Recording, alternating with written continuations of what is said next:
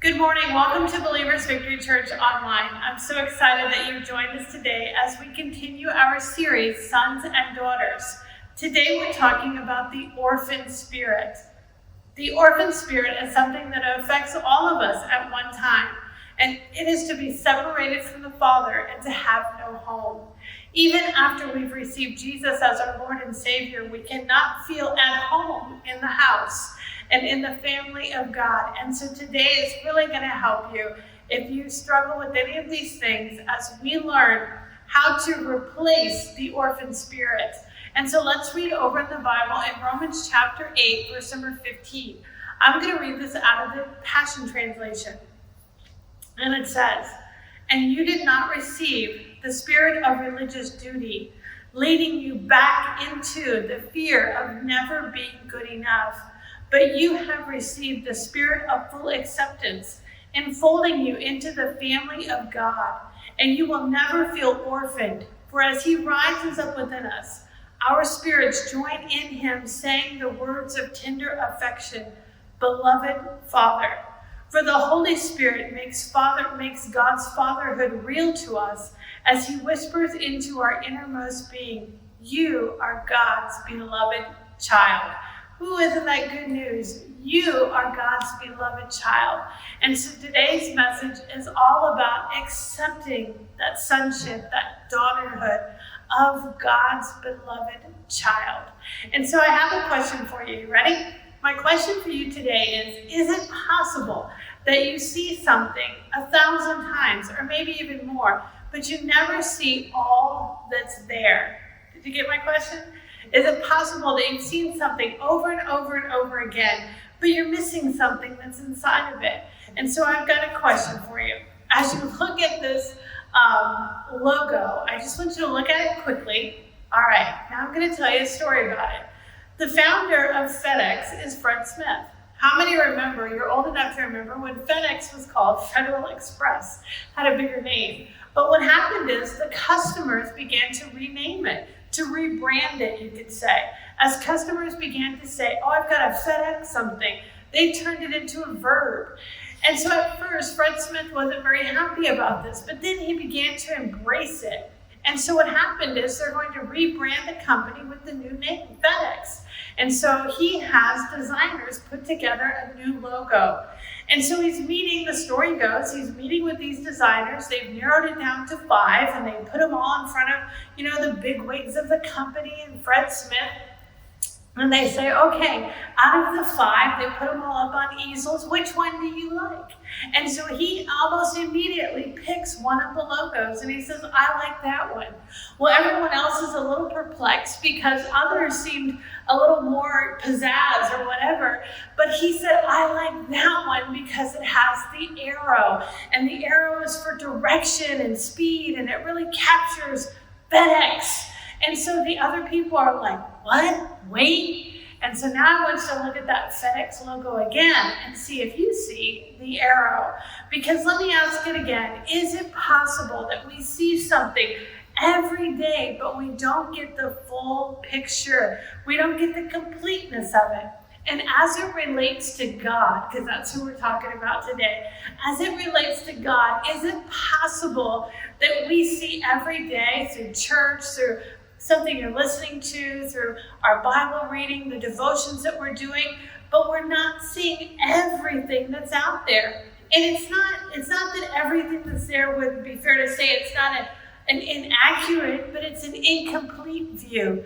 What we have is true, but we have more to see. There's more to the picture. And so a better way to approach this question is how we view and approach God, really how he wanted us to view and approach him. But think about that FedEx. FedEx, there is an arrow to it. But even before you saw the arrow, you knew that it was FedEx. But when you focus on the arrow, you see it more completely. And then how many of us now, you'll never be able to look at that logo without seeing the arrow first. And so I can't help but think that as we look at our relationship with God, we see him as so many things. We see him as provider, we see him as healer, as redeemer, as restorer. but we want to see him as Father.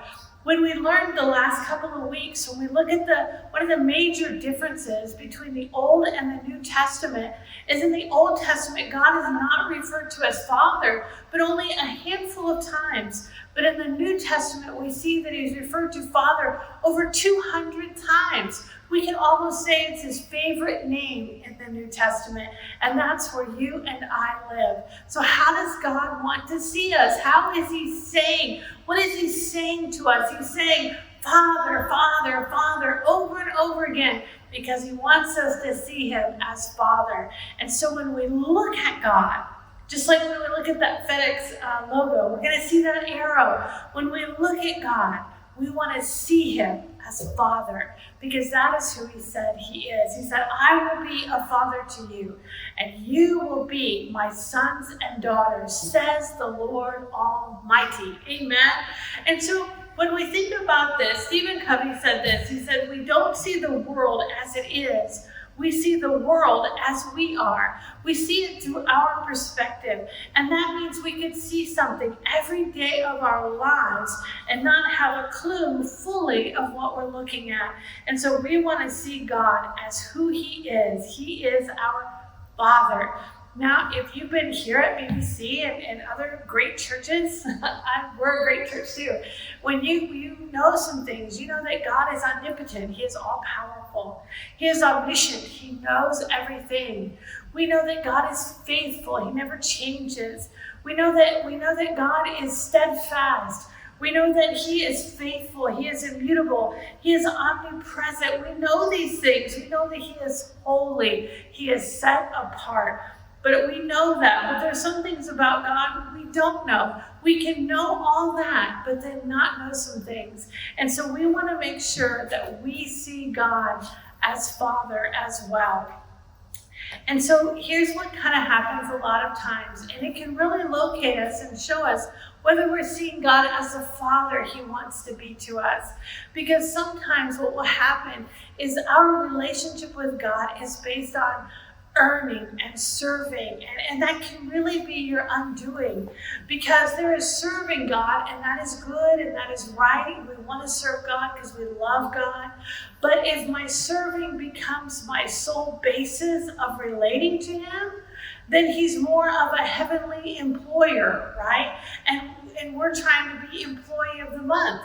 Plus, when we're thinking about that striving, that work, that serving, that ministry, trying to earn acceptance and approval from him and from other people. And this has to hit, and we have to understand that you've got to recognize and say, hey, how am I seeing God? Am I trying to earn his approval?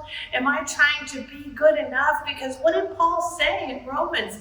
He said, you didn't receive the spirit of slavery. You didn't receive that spirit. He says, for you did not receive the spirit of slavery, of religious duty. The Passion Translation said of the fear of never being enough. See, when God is your Father, the fear of never being enough goes away. And so let's begin to look at what we may be missing when it comes to our relationship with God, or what we need a fuller experience in, right? So back over in Romans chapter 8, we're just going to read this again out of different translation. And he says, for you did not receive the spirit of slavery, of religious duty, to fall back into fear, the fear of not being good enough and needing to earn approval. But you have received the spirit of adoption, of full acceptance as sons and daughters, enfolding you into the family of God, so that you should never feel orphaned, by whom we cry, Abba, Father. And so as we read through this passage, I hope your eyes are open and we see some things that maybe just like in that FedEx logo, the arrow is pointing some things out. And there's something that when we feel incomplete, when we feel like we're not part of something, we need to relate to God as Father. We can know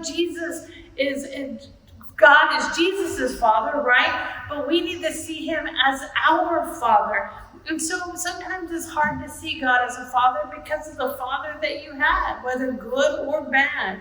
And so Paul's writing this, and here's some things we want to point out. because God wants to be our Father. Amen. He is our Father. And here's some things that Paul's pointing out to us. And as he shares this, when he writes Romans, it's only about 20 to 25 years after Jesus has gone to the cross. And so already we see that people are falling back into religion, and they're going from relationship to religion. And we've learned the last few weeks that, boy, that sure is something we can slide into. We can go from relationship into religion very quickly.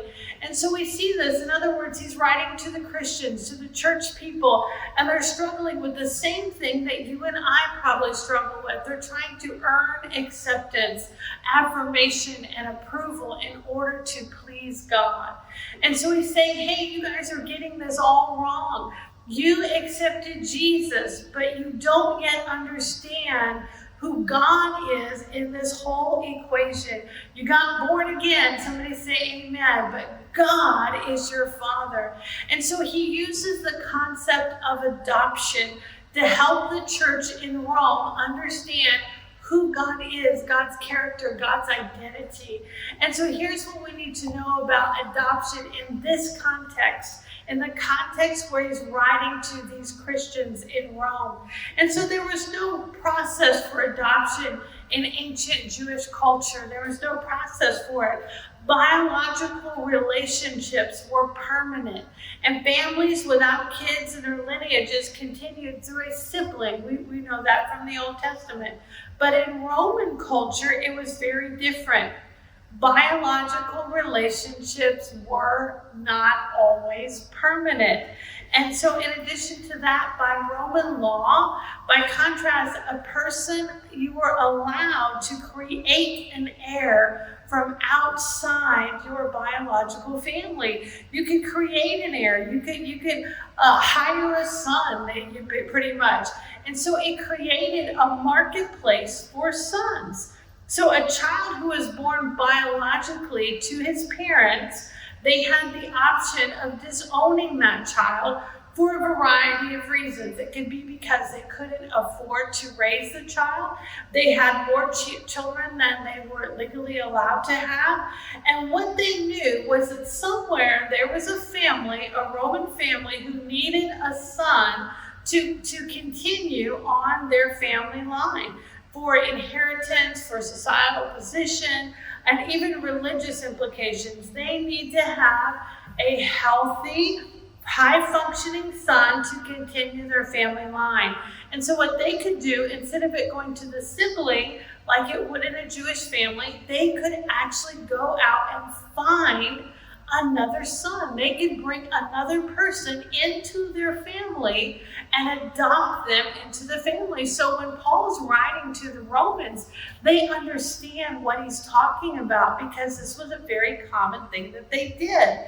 And so it wasn't uncommon for people to give up their sons for adoption when they were in their 20s. Wasn't uncommon, and even 30s, to a family that didn't have a son. So biologically, the parent and child relationship was not permanent, and it wasn't guaranteed, and in many cases it wasn't. But here's what Paul wanted everybody to see. But when a child was adopted, it was totally different than a biological child. So Paul is writing in this letter, and he doesn't describe God as some sort of heavenly cosmic being and all these things. He describes him as an adoptive father. And this is very significant, and we need to grasp hold of the meaning of this. Paul is saying, you're seeing this incompletely. You know who Jesus is. He's your Lord, he's your Savior, but you have no idea who God is.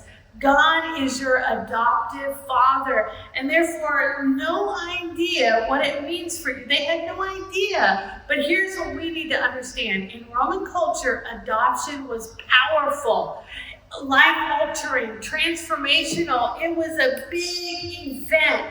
And I want to share with you 3 things that come with that adoption, with receiving God as your adopted father.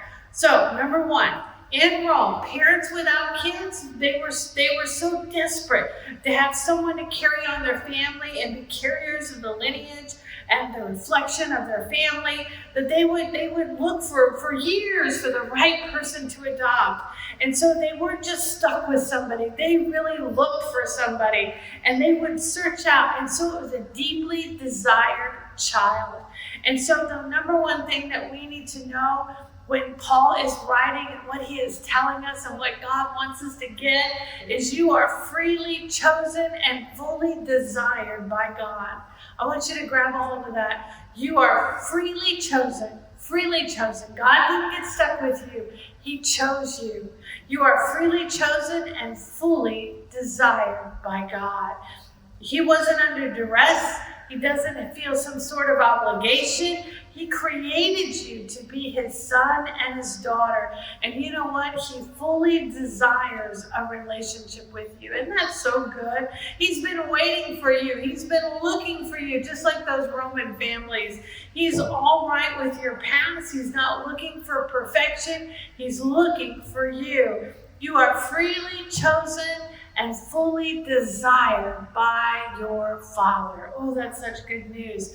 And the second thing is you're completely forgiven by God. And this is really going to blow your mind, because these Roman families, when they would find somebody that they were going to adopt after looking and looking for the right person for their family, sometimes this person would have issues. They would have baggage. Does that relate to anybody? They could even have a criminal record, or they could have debt.